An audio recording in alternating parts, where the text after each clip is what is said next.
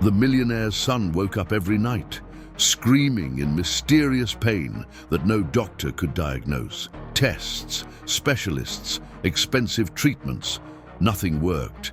The father, a powerful man used to having control over everything, was desperate.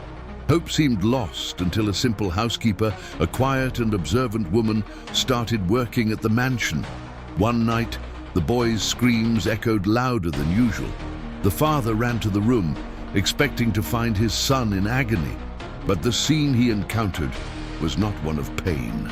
It was something that made him panic completely, something that defied logic and revealed the terrible truth behind his son's suffering.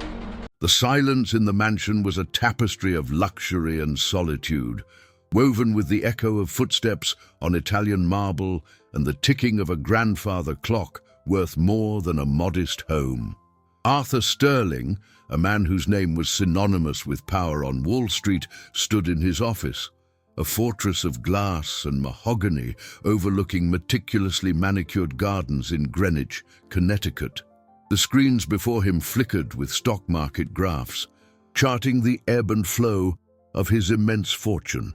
His tech investments yielded astronomical dividends, and his net worth grew with every passing second, a digital monument to his acumen. He was a master of the financial universe, a billionaire who had turned a small inheritance into an empire. But all his wealth turned to dust, meaningless and hollow, the moment the sound pierced the thick walls and reached his ears.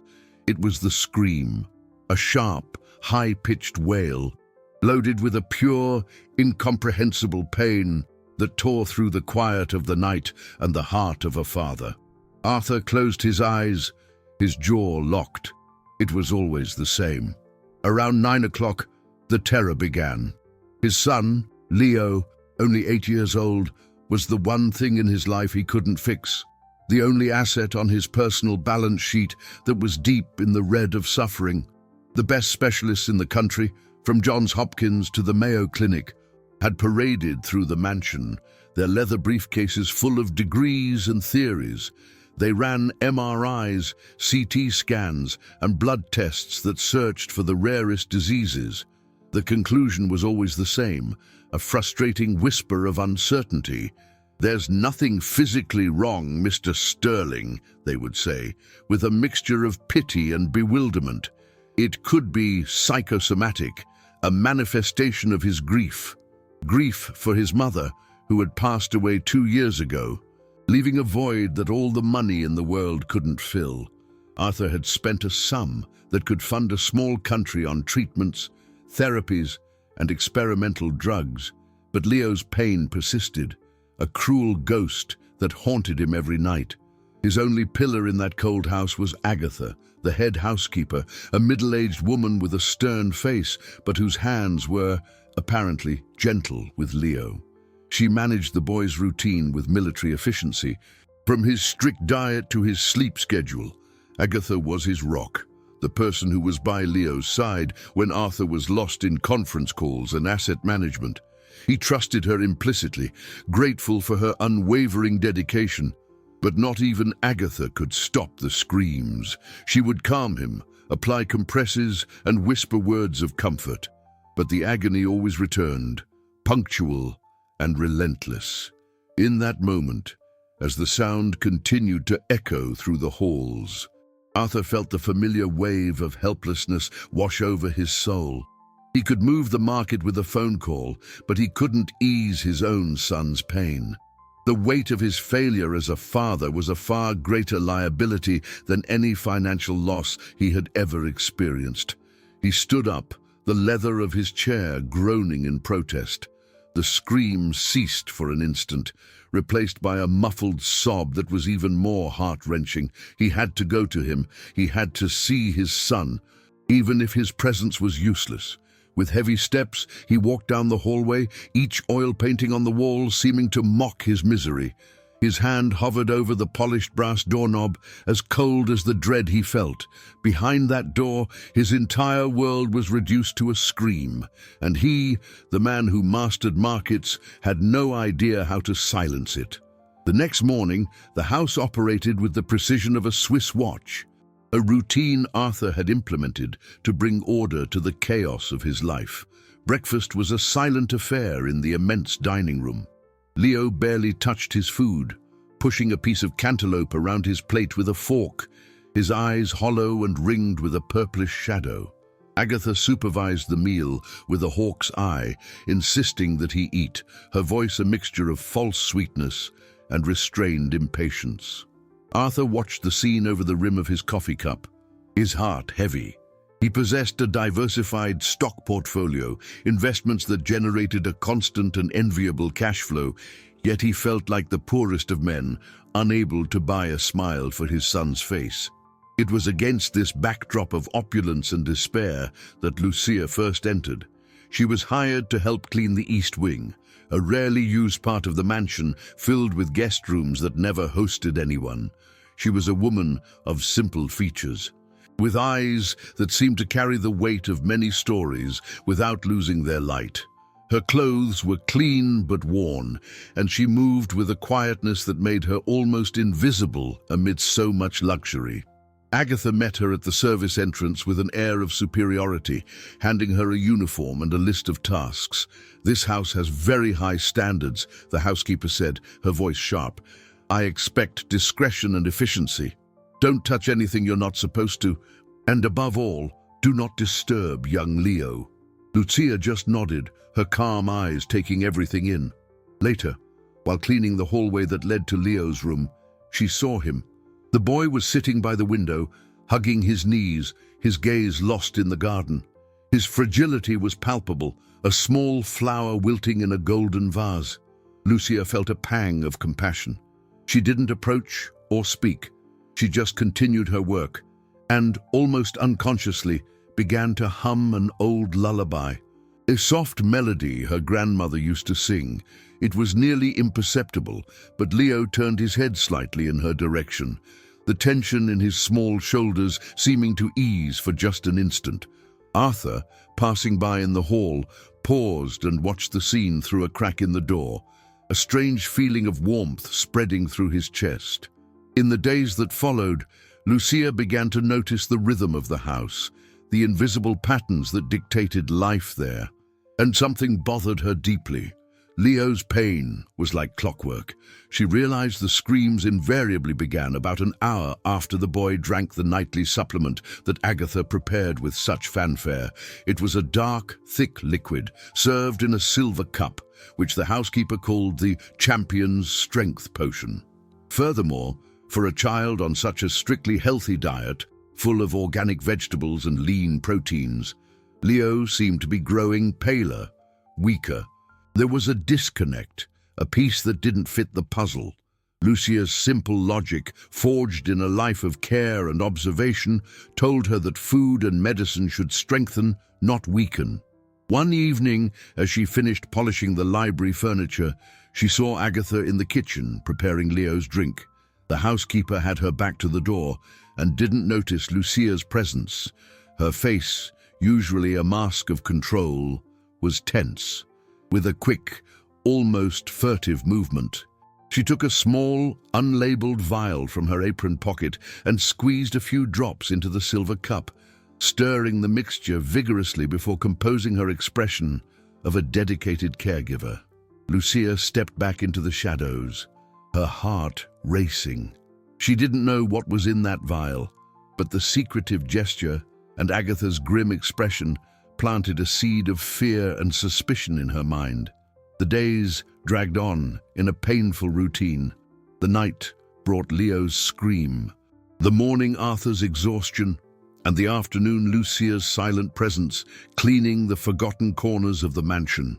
Arthur sank deeper into his work, a refuge where numbers made sense and problems could be solved with logic and capital. He analyzed his company's cash flow, orchestrated the purchase of promising stocks, and diversified his assets into gold and international funds. But all this activity was just loud distraction to drown out the helpless silence he felt as a father. He would see Lucia in the hallways, a discreet shadow with a bucket and a cloth, but his mind was miles away, calculating interest and profit projections, trying to build a wall of wealth high enough to protect him from his own pain. Meanwhile, Lucia watched.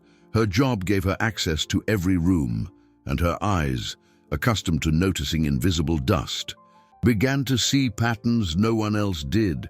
She noticed that Agatha, despite her apparent devotion, rarely touched Leo with affection.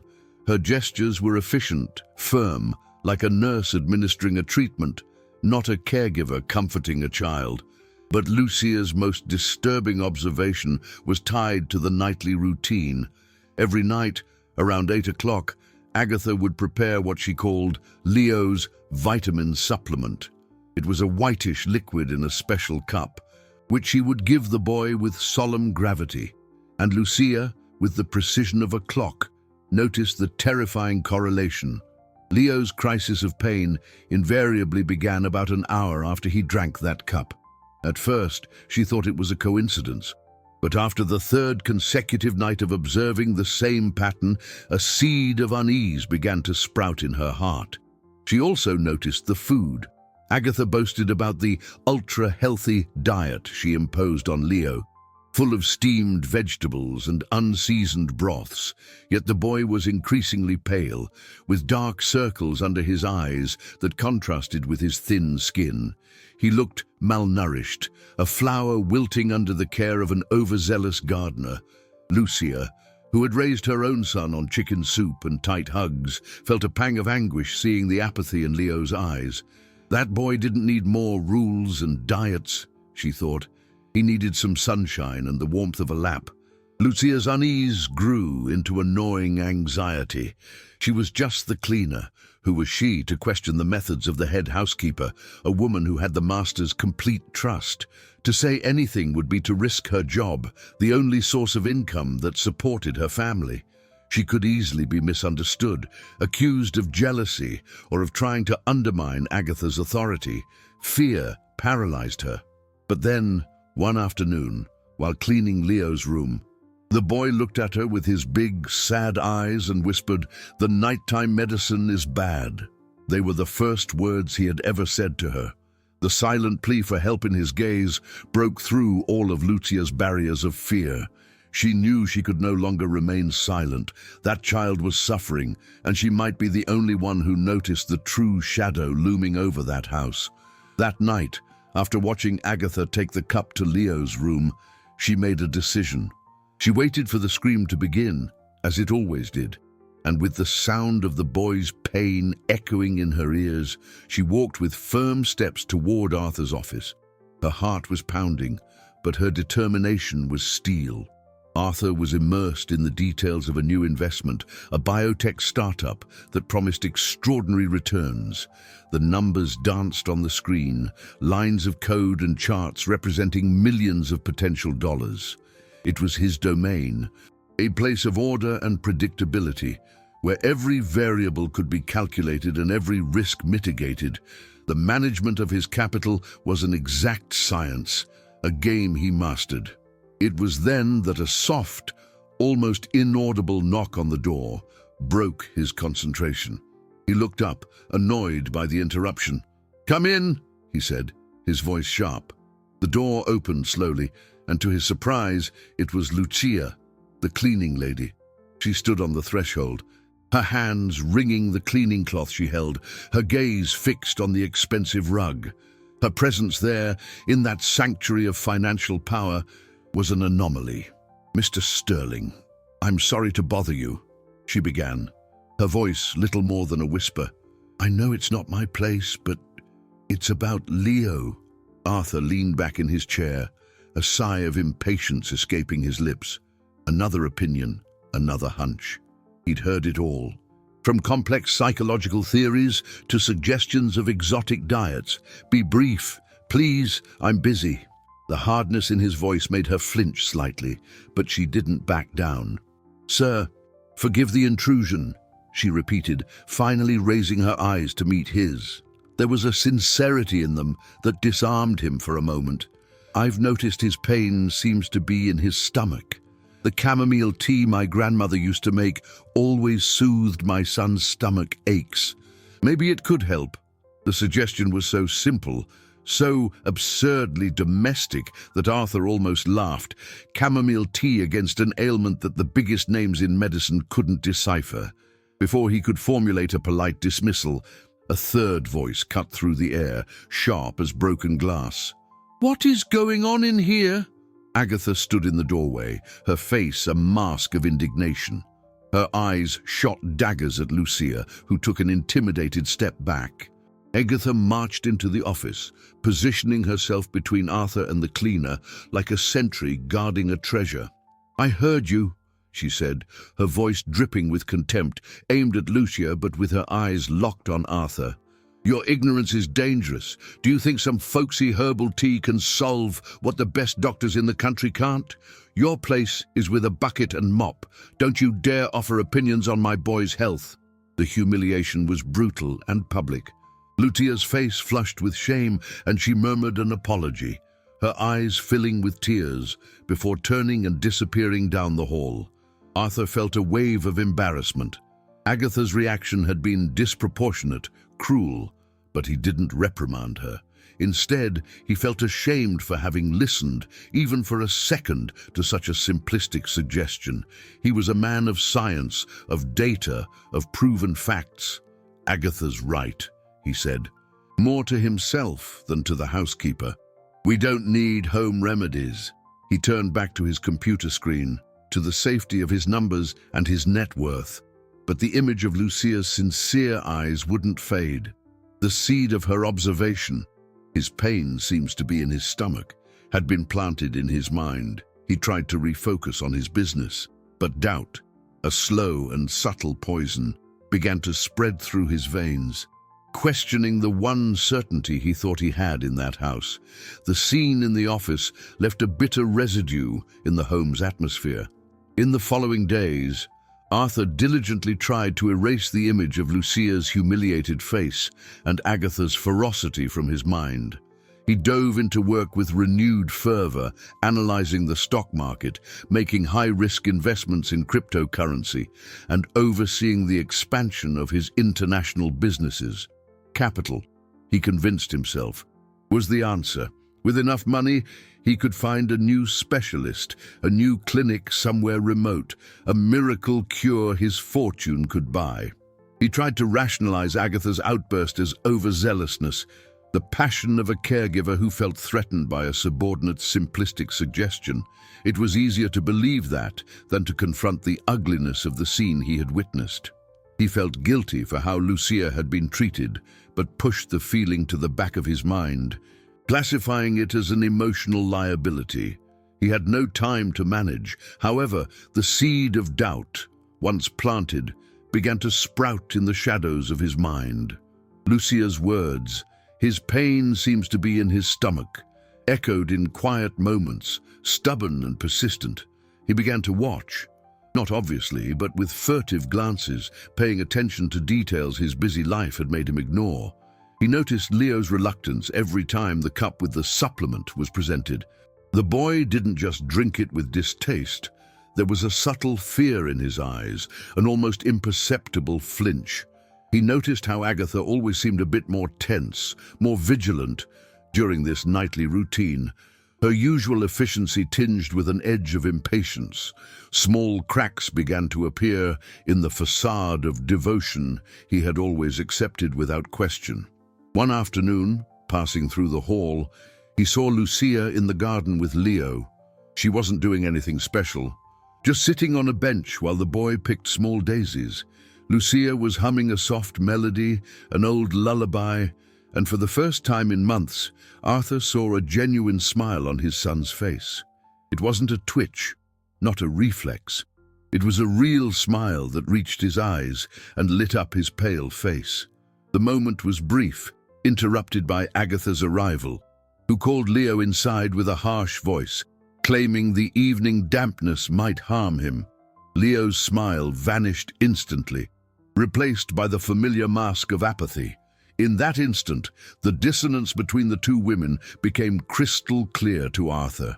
One brought calm and light, the other, order and an inexplicable shadow. The realization hit him like a physical blow. He had delegated the most precious thing in his life, his son's well-being, to a stranger.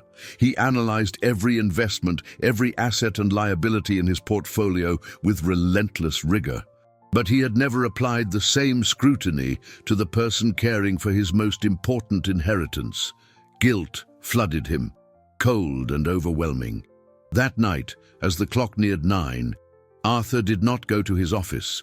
He didn't surround himself with the comfort of his profit charts and his bank statements in euros and dollars. Instead, he made a decision. He would no longer wait for the screams. He would no longer be a reactive victim of his son's pain.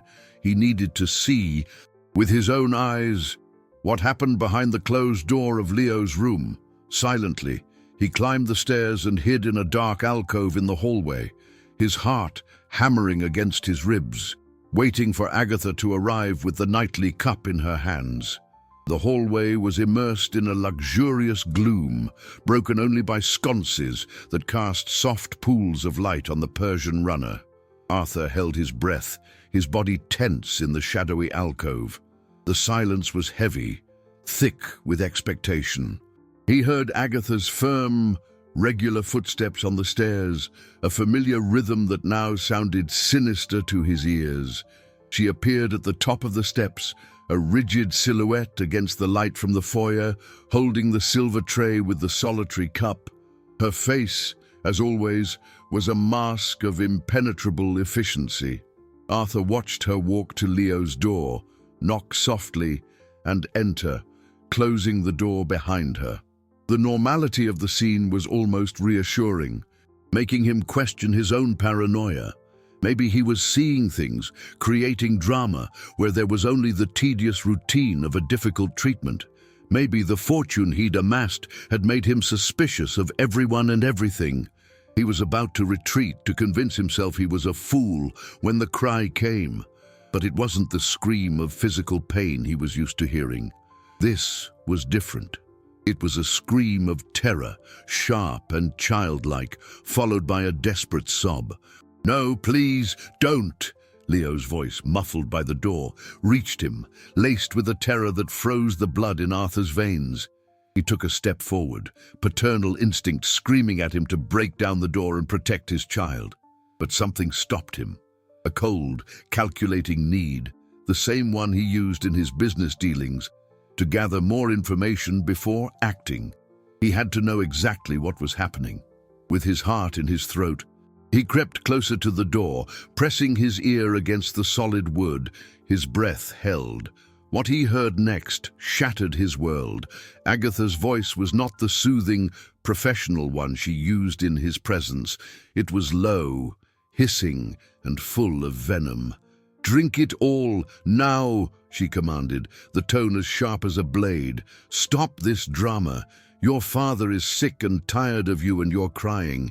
He can barely stand to look at you."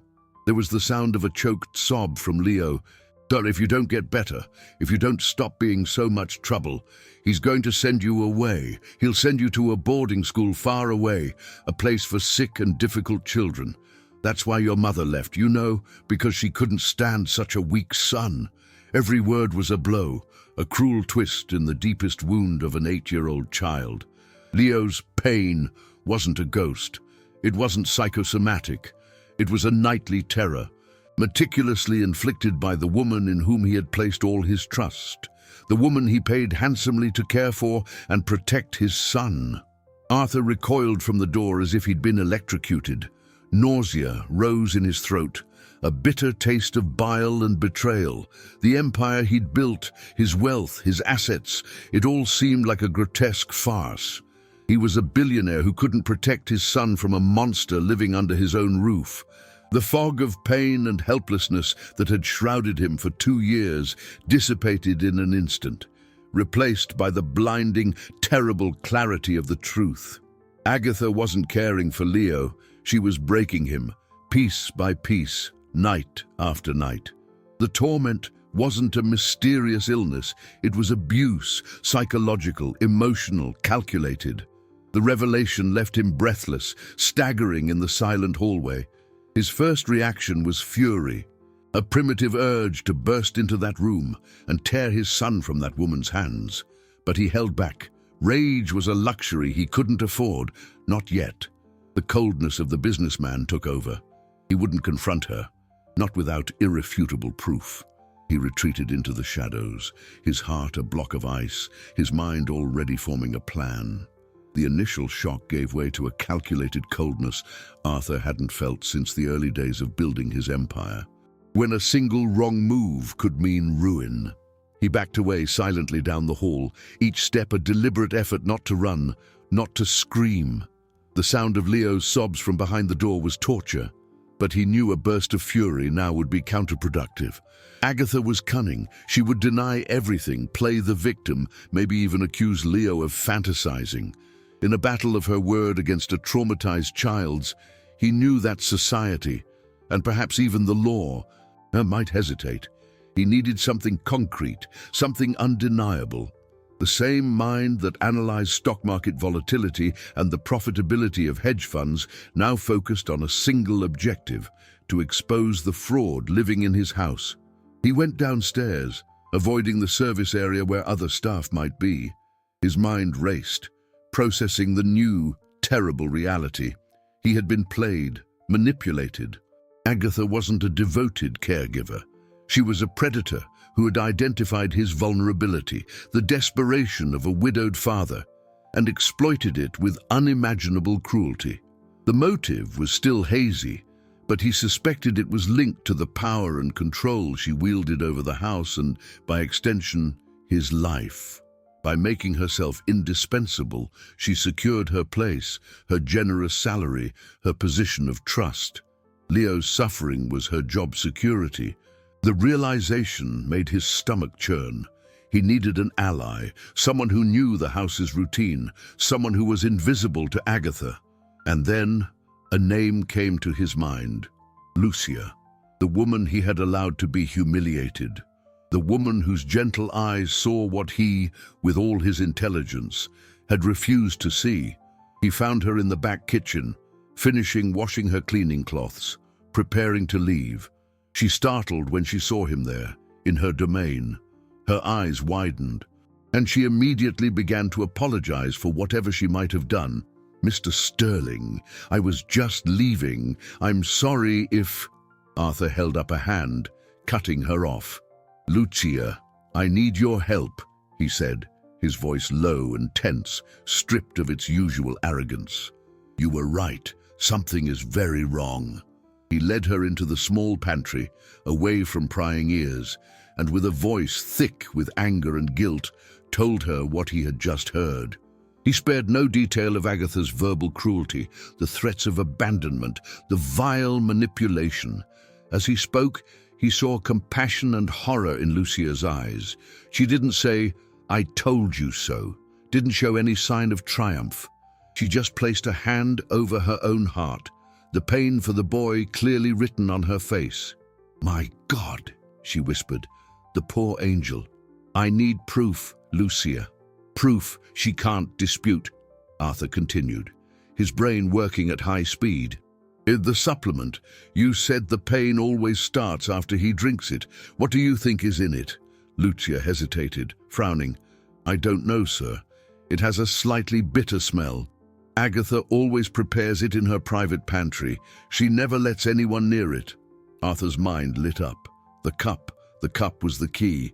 "I have a plan," he said, his voice now firm, hesitation replaced by a glacial resolve. "Tomorrow night, I need you to create a distraction. Something in the kitchen, something that will get Agatha's attention for a few minutes, precisely at 8:30. Lucia's eyes shone with understanding and a spark of courage. She was no longer just the frightened cleaning lady. She was a protector. "What are you going to do?" she asked. Arthur looked at her, the plan solidifying in his mind. "I'm going to switch the cups. And I'm going to find out what the hell she's been giving my son." The next day was the longest of Arthur's life. Every minute dragged with excruciating slowness. He feigned normality, a task that required every ounce of his self-control. He sat at the breakfast table, exchanged a few monosyllabic words with Agatha about the week's menu, and pretended to read the financial news while, inside, a cold rage simmered. Watching Agatha move through the house with her usual efficiency, giving orders to other staff and checking her organizational tablet, was almost unbearable. Every gesture, every polite word she directed at him was now a grotesque lie. He saw the monster beneath the mask, and the need to protect his most valuable asset, his son, became an obsession that surpassed any deal or investment. He spent most of the day locked in his office, not to work, but to plan. He researched toxicology labs in the city, finding one that offered urgent results and operated 24/7. He paid an exorbitant fee with his personal credit card to ensure total discretion and maximum speed. He needed answers that same night. Then he went to the main kitchen, a territory he rarely explored. He searched until he found a cup identical to the one Agatha used for Leo's supplement. It was a heavy glass tumbler with a silver ring at the base, part of an expensive set. He hid it in his office, his heart pounding with every step, terrified of being discovered. He felt like a thief in his own home. The most difficult encounter was with Leo. He went to his son's room in the afternoon, finding him listless, as usual. Arthur sat on the edge of the bed, his heart tight with guilt. He wanted to hug the boy, to tell him everything would be okay, that the nightmare was about to end, but he couldn't. Any change in his behavior might alert Agatha, so he just asked about Leo's day, about his drawings. Leo answered in short sentences, his eyes empty. "Dad, am I a bad boy?" he asked suddenly, his small voice echoing Agatha's poisonous words. The question hit Arthur with the force of a punch. He swallowed hard, struggling to keep his voice steady. "No, son, you're the best boy in the world. You are my greatest treasure. Never doubt that." He stroked his son's hair, a gesture heavy with silent promises. As night fell, the tension in the mansion was palpable, though only Arthur and Lucia felt it. At 8:20, Lucia entered Arthur's office, her face pale but her eyes determined. "I'm ready, sir," she whispered. Arthur nodded, handing her the empty cup he'd taken. "Fill it with grape juice. The color is similar. Leave it on the counter of my wet bar." She left, and Arthur was alone, waiting. He glanced at the clock. 8:30. The exact moment when, on the other side of the house, Lucia would accidentally drop a pot of boiling water on the kitchen floor, creating the chaos and distraction he needed. His heart hammered. He took the cup of juice and went upstairs, moving with the stealth of a predator. Leo's bedroom door was ajar. He heard Agatha's impatient voice inside. "Be still. I'll be right back with your medicine." And then he heard her footsteps moving away, toward her private pantry. It was his chance. The sound of metal crashing on the floor, followed by a sharp cry from Lucia, echoed from downstairs. It was the signal. Agatha, already halfway to Leo's room, stopped and let out a muffled curse, a rare break in her composure. "Incompetent," Arthur heard her mutter before she turned and hurried down the stairs, her steps hard and annoyed. The window of opportunity was open. Arthur didn't hesitate. He pushed open Leo's door and stepped inside, his heart pounding in his ears. The room, usually a place of comfort, suddenly felt hostile, the scene of a silent crime. Leo was huddled on the bed, his eyes wide with fear at seeing his father enter so abruptly. On the nightstand sat the cup, its whitish, oily liquid seeming to glow under the dim lamplight. Arthur moved with a speed and precision he used to close multi-million-dollar deals. Every second counted. He approached the bed, placing a finger to his own lips in a signal for silence to Leo. The boy, confused, just watched. With a trembling hand, Arthur picked up Agatha's cup and, with the other, replaced it with the cup of grape juice. The switch took less than 3 seconds. He held the original cup with a reverent care, as if it contained the most volatile of assets. This small vessel held the proof of a betrayal so profound it threatened to destroy everything he believed to be true. He looked at his son, and for the first time, allowed a spark of his resolve to show. He blinked slowly, a silent pact between father and son. He had barely hidden behind a heavy curtain when he heard Agatha's footsteps returning, faster and angrier than before. She entered the room unceremoniously. "Come on, get this over with," she said to Leo, her voice devoid of any warmth. Arthur watched through a crack, his body rigid, the cold cup in his hand. He saw Agatha hand the cup of grape juice to Leo. He saw his son hesitate, looking at the dark liquid with suspicion, but then, under the housekeeper's intimidating gaze, drink it down in quick gulps. Agatha took the empty cup and left without another word. The relief that flooded Arthur was so intense his legs felt weak. Leo was safe, at least for tonight. Arthur waited for what felt like an eternity, until he was sure Agatha was in her own quarters. He slipped out from his hiding place and, without a word to Leo, who was already drifting off to sleep, likely from the release of tension, he left the room. In the hall, he saw Lucia, who was pretending to polish a silver fixture. Their eyes met for a brief second. No words were exchanged, but the communication was complete. In her gaze, Arthur saw courage and loyalty, qualities he valued in business but rarely found with such purity. He gave her an almost imperceptible nod, a promise of gratitude and protection. She returned it in kind, a silent ally in his private war. He went down to his office, locked the door, and placed the cup on his mahogany desk. Under the bright desk lamp, the liquid looked even more sinister. This was his most crucial investment. It wasn't about stocks, returns, or dividends. It was about the life and sanity of his son. He carefully covered the cup with plastic wrap, prepared it for transport, and grabbed the keys to one of his less conspicuous cars. He wouldn't use a driver. This was a mission he had to complete alone. He looked at the small cup in his hand, the cloudy contents swirling slowly. It wasn't just a liquid, it was the proof, the weapon, the key to his son's freedom. And he would drive across the city in the middle of the night, like a fugitive, to ensure the truth came to light. The city at night was a different animal, a labyrinth of lights and shadows that mirrored the turmoil in Arthur's soul. He drove through the empty streets, the car's engine a low hum, the cup nestled carefully in the cup holder beside him. Every red light felt like an eternity, every passing car a potential threat to his mission. He, the man accustomed to crossing continents in his private jet, felt like a complete stranger in his own city, a secret agent on an operation upon which his entire future depended. The wealth he possessed, the skyscrapers that bore his name, all seemed distant and irrelevant. His entire universe was contained in the small volume of liquid beside him. The lab was a discreet facility in an anonymous commercial building, the kind of place that exists to serve the rich and powerful in their moments of quiet need. As he handed the sample to a sleepy but professional technician, Arthur felt a pang of anxiety. What if he was wrong?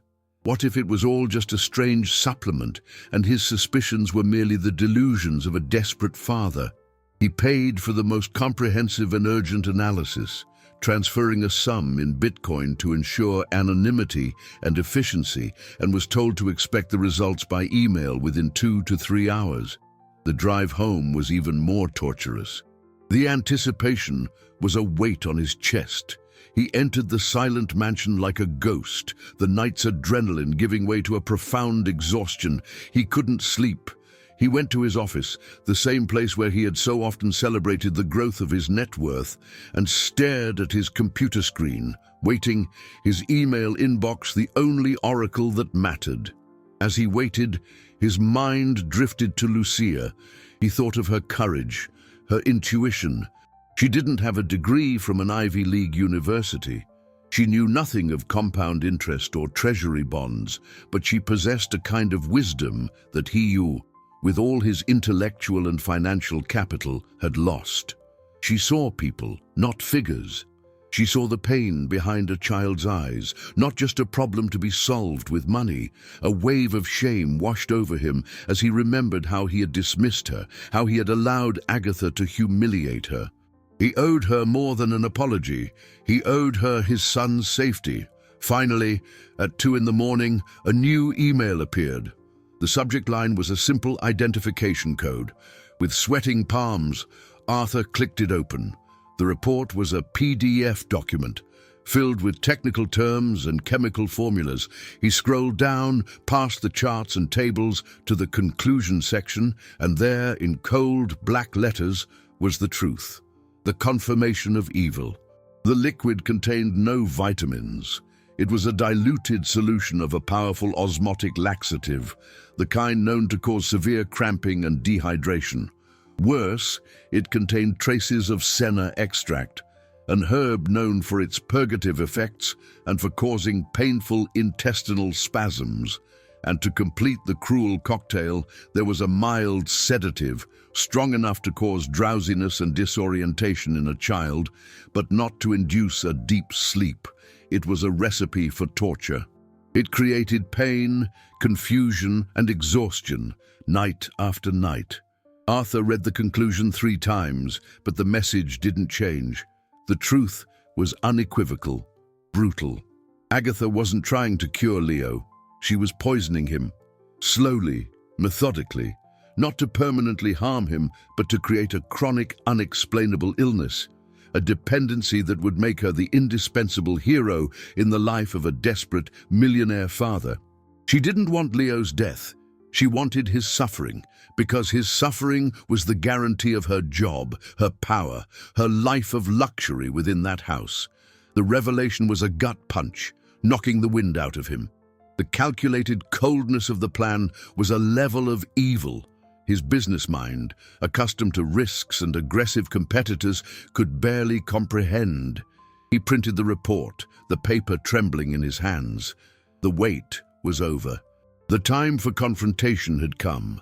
The next morning dawned with a cruel clarity. To the rest of the world, it was just another day, but for Arthur, it was Judgment Day. He hadn't slept a second. The initial rage had solidified into an icy calm, an unshakable resolve.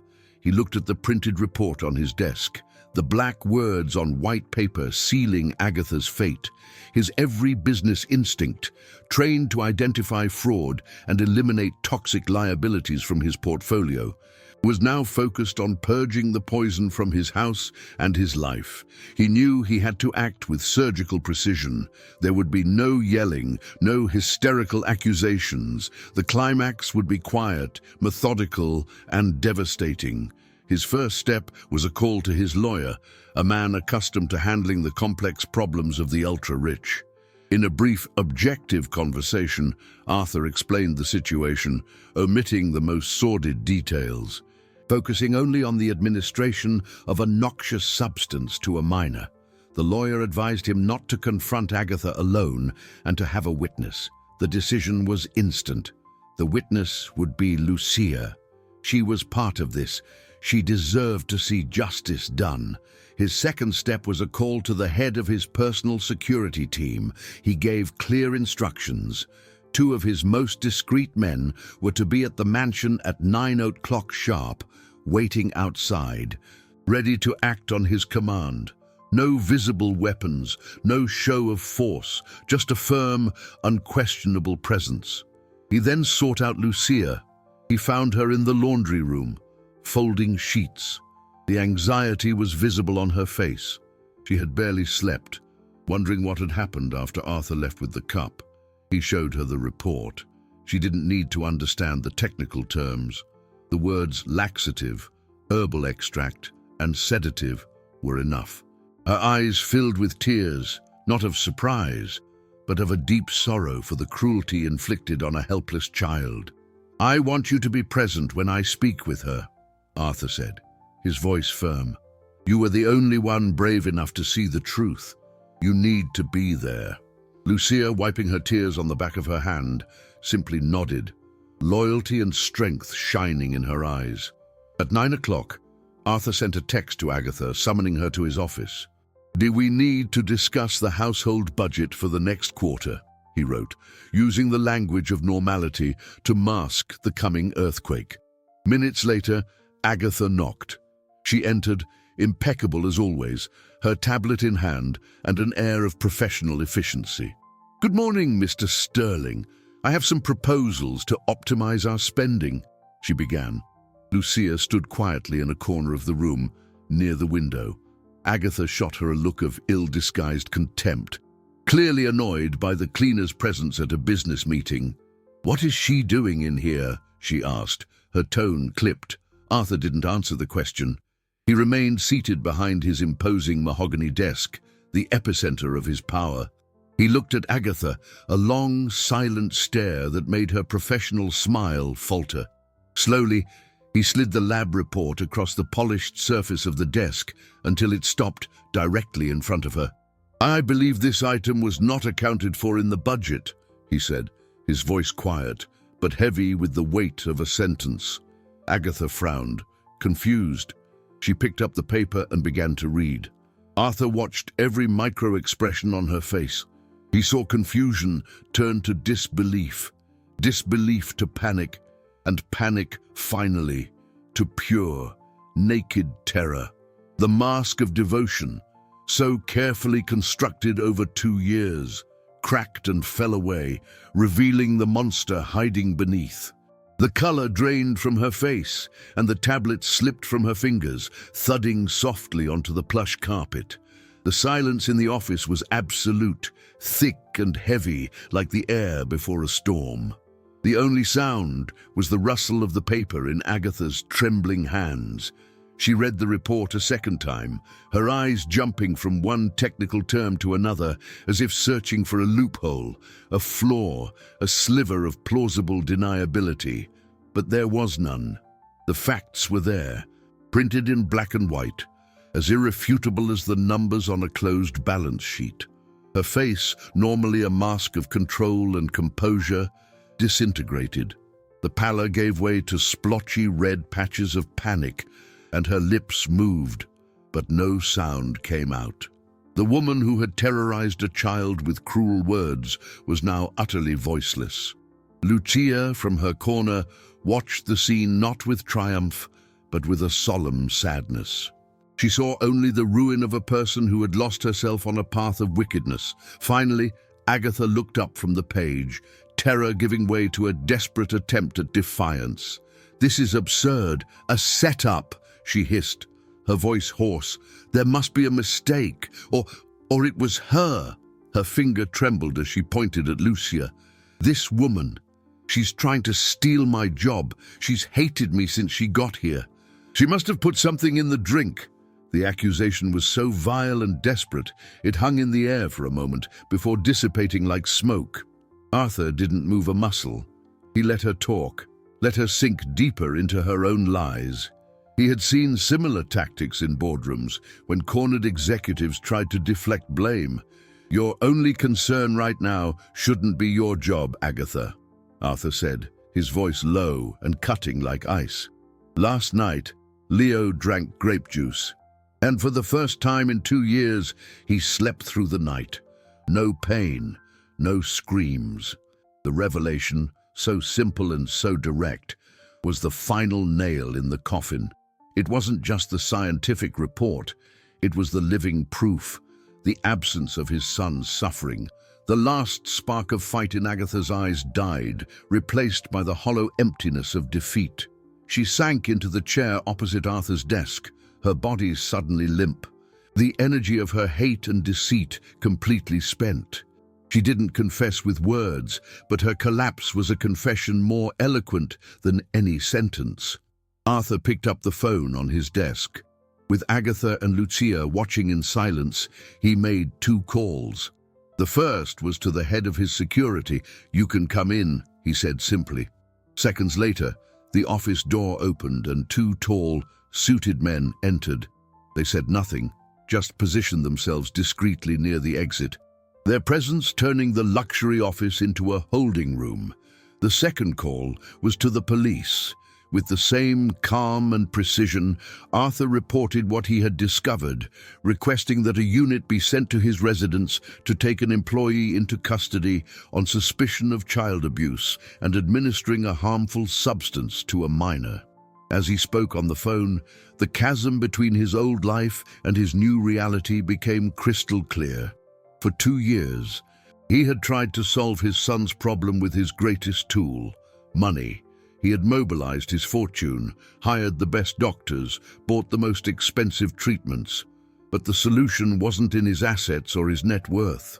The solution was in the courage of a humble woman who taught him to observe, and in his own willingness to finally look beyond the numbers and see the human truth, however ugly it might be.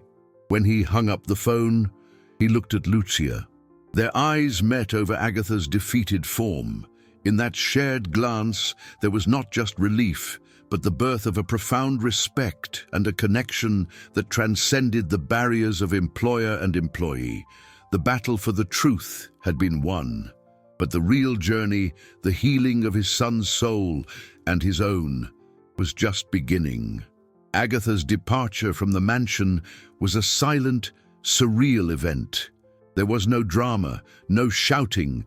Escorted by the security guards and, later, the police officers who arrived discreetly, she walked through the halls she had ruled with an iron fist, her face grey and empty, a queen deposed from her small, cruel kingdom.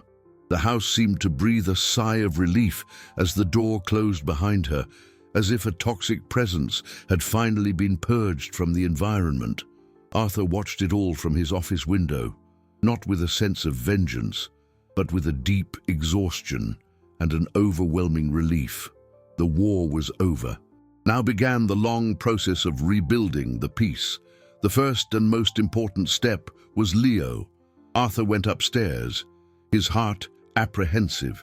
How do you explain to an 8-year-old that the person who cared for him was the source of his greatest suffering? He found Leo in his room, playing with building blocks for the first time in months. The boy looked up as his father entered, and there was a light in his eyes that Arthur hadn't seen in a very long time. The absence of the nightly torment had already begun its healing work. Arthur sat on the floor beside him, a position he rarely took, coming down from his pedestal of authority to meet his son on his own level. "Leo," he began, his voice soft, "Agatha isn't going to work here anymore. She's gone." Leo looked at him, his eyes big and serious. "She didn't like me, did she?" he asked, the simple question loaded with the weight of years of emotional abuse. Arthur's heart broke. "No, son, the problem was never you. The problem was with her. And I'm so sorry. I am so sorry I didn't see it sooner. My job as your father is to protect you, and I failed. Can you forgive me?" Tears welled in Arthur's eyes, tears of regret and a love so deep it ached. Leo, seeing his father's genuine vulnerability, reached out a small hand and touched his face. "It's okay, Daddy," he whispered. In that moment, the first brick of a new foundation was laid between them. It wasn't a relationship based on assets, inheritance, or the legacy of a financial empire. It was a connection forged in honesty and shared pain. In the days that followed, the transformation in the mansion was remarkable.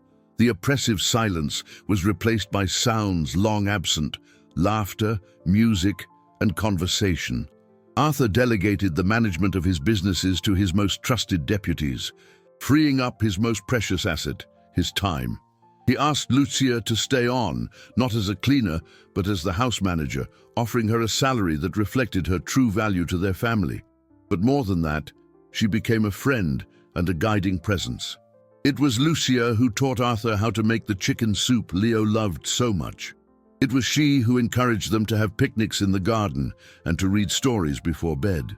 She didn't fill the void left by Leo's mother, but she helped build a new family structure based on simple gestures of affection and presence. She cleaned not just the dust from the furniture, but the cobwebs of suffering that had collected in the corners of that house and in the hearts of its inhabitants. The chasm between the billionaire and the cleaner dissolved completely. leaving in its place a man learning to be a father and a woman teaching him how to love, united by a common goal, a child's happiness.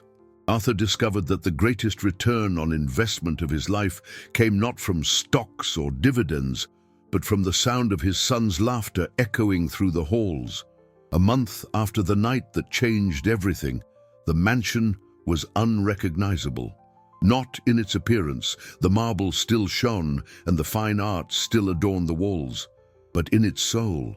The steel and glass giant, once a cold mausoleum for the pain of a father and son, had become a home. The smell of expensive cleaning products was replaced by the scent of chocolate cake baking in the oven. The sepulchral silence gave way to the sound of Leo running through the hallways, his laughter echoing where once only his screams were heard. The nightly pain had vanished completely, like a bad dream that dissipates with the first rays of sun. Leo's healing had been remarkably swift, his body and spirit rebounding with the resilience of childhood once the source of the poison was removed. The true transformation, however, was Arthur's. The man who once measured success in net worth now measured it in smiles and hugs. He learned to turn off his phone during dinner, to listen to Leo's endless stories about school, and to find joy in things no amount of money could buy. The mess of flour in the kitchen, the grass stains on his designer trousers, the comforting weight of his son falling asleep on his lap as they read a book. He realized that in his frantic quest to build a financial empire for his son, he had nearly lost his son himself. His greatest inheritance would not be his fortune, but the memories they were now building together, day by day. Lucia became an indispensable part of their lives, a calm, wise presence who was far more than an employee. She was the architect of the home's new happiness. She and Arthur developed a relationship built on deep mutual respect and an affection that blossomed slowly. It wasn't a fairy tale romance, but something more real and meaningful. It was the partnership of two souls who had found in each other the missing piece of their puzzle. He admired her strength and her wisdom, she the way he was willing to shed his billionaire's armor to become the father and the man he needed to be. On a sunny Sunday afternoon, the three of them were in the garden. Arthur and Leo were tossing a football, a scene of domestic normality that would have been unthinkable a few weeks prior. Lucia watched them from a bench, a serene smile on her face. Arthur paused for a moment, breathless and laughing, and his gaze met hers. In that instant, a certainty warmed him from the inside out. He, the man who built an empire from nothing, who had amassed a seemingly endless fortune, finally understood the true meaning of investment.